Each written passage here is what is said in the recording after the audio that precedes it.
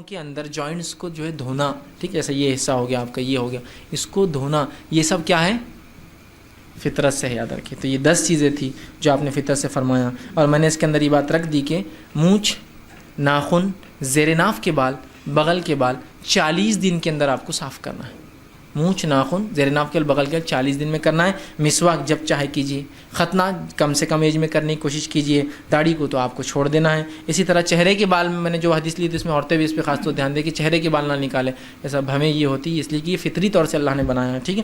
اچھا، ایک جو سوال لوگ اٹھاتے ہیں، اگر کوئی آدمی ایسا نہیں کرتا ہے تو کیا اس کی نماز ہوں گی؟